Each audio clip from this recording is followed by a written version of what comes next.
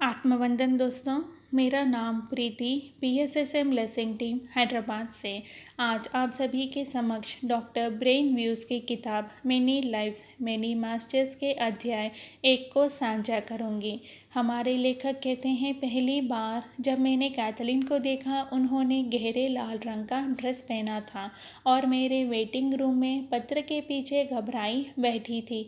वह स्पष्ट रूप से सांसों से बाहर थी। पिछले 20 मिनट से वह मनोचिकित्सक के कार्यालय के बाहर गलियारी में चक्कर लगा रही थी। खुद को समझाने की कोशिश कर रही थी ताकि वह मुझसे मिल सके, ना कि वहाँ से चली जाए।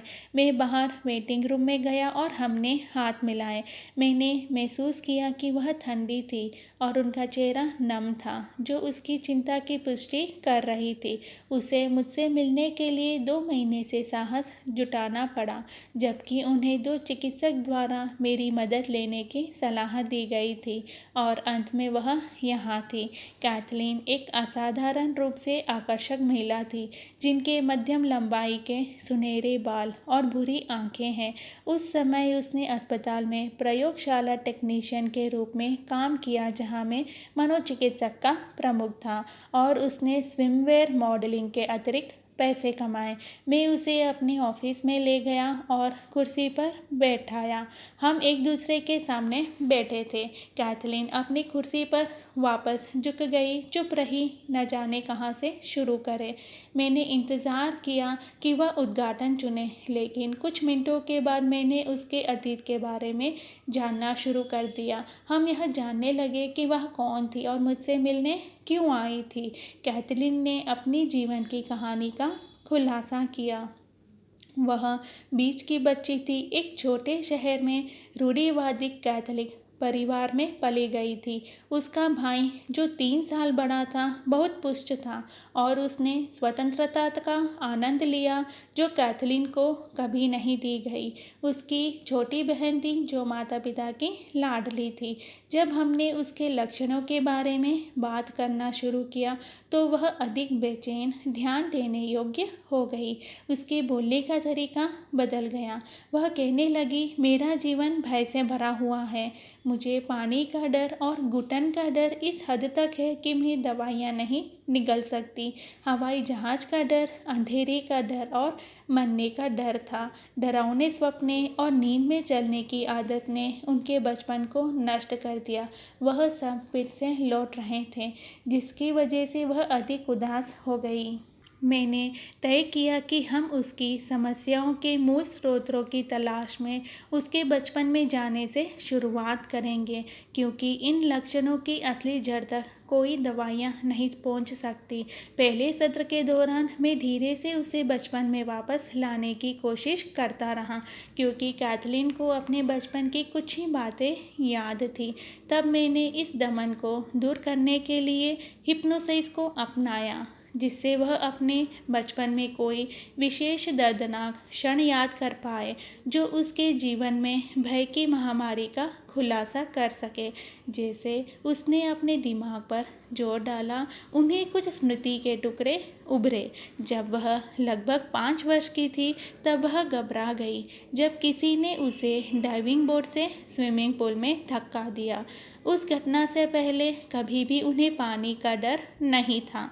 जब कैथलीन 11 वर्ष की थी, तब उनकी माता गंभीर रूप से डिप्रेस्ड हो गई थी, जिसके कारण उन्हें इलेक्ट्रिक शॉक का उपचार करना पड़ा और उन्हें इसके कारण चीज़ें याद रखने में दिक्कत होने लगी। उसकी माँ के साथ इस अनुभव ने कैथलीन को डरा दिया, लेकिन जैसे जैसे उसकी माँ में सुधार हुआ, उसका डर दूर हो गया। उसके पिताजी को शराब पीने की आदत थी, जिसके वजह से अक्सर माता पिता में झगड़े होते थे। उसका मानना था, यदि हम अच्छे कैथोलिक विश्वास और उसके अनुष्ठानों का पालन करेंगे तो उन्हें स्वर्ग की प्राप्ति होगी, वरना उन्हें नर्क का अनुभव करना पड़ेगा। मुझे बाद में पता चला कि कैथलीन को पुनर्जन्म में भरोसा नहीं है। यह सब उनकी परवरिश और समझ के विपरीत है। वह अपने विश्वासों में सुरक्षित थी। कैथलीन ने प्रयोगशाला टेक्नीशियन के रूप में अभ्यास 2 साल तक किया। कैथलीन ने मियामी स्कूल ऑफ मेडिसिन से संबंधित एक बड़े अस्पताल में नौकरी की। वह 21 साल की उम्र में 1974 के वसंत में मियामी चली गई। मियामी में अपने पहले वर्ष के दौरान कैथलीन स्टुअर्ट से मिली। उन्होंने स्टुअर्ट से शादी कर ली और 2 बच्चे थे। स्टुअर्ट एक सफल चिकित्सक था, लेकिन उन दोनों के बीच संबंध ठीक नहीं थे।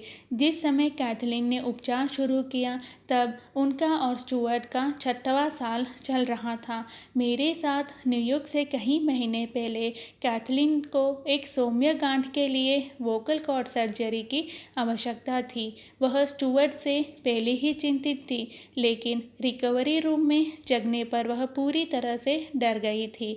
नर्सिंग स्टाफ को उसे शांत करने में घंटों लग गए। अस्पताल में ठीक होने के बाद उसने डॉक्टर ईवर्ड पुली की तलाश की। ईवर्ड एक दयालु बाल रोग विशेषज्ञ थे, जिनसे वह इस अस्पताल में काम करते दौरान मिली थी। उन दोनों में गहरी मित्रता थी। कैथलीन ने ईवर्ड से खुलकर अपनी डर स्टुअर्ट के साथ रिश्ते के बारे में बात की। तब ईवर्ड ने कैथलीन को मुझसे मिलने के लिए जोर डाला। ईवर्ड ने मुझसे फ़ोन पर बात की कैथलीन के बारे में और कहा कि आप ही हैं जो इन्हें इन सभी मुसीबत से बाहर निकाल सकते हैं। लेकिन कैथलीन ने कभी भी मुझसे बात नहीं की। 8 सप्ताह बीत गए और मैं ईवर्ड की बात भूल गया था।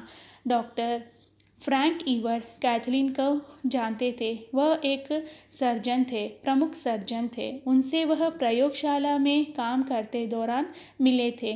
फ्रैंक ने उसके तनाव को महसूस किया। कई बार उसे कुछ कहना चाहते थे, लेकिन झिझक रहे थे। एक दोपहर फ्रैंक लेक्चर देने के लिए छोटे से अस्पताल में जा रहे थे।